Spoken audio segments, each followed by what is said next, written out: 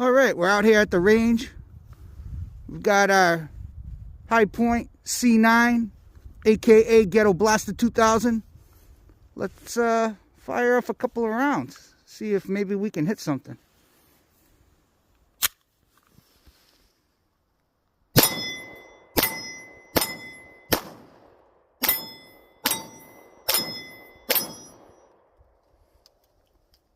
Wow.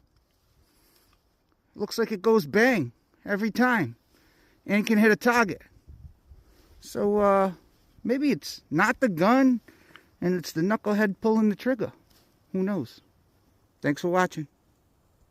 All right, we're out here at the range.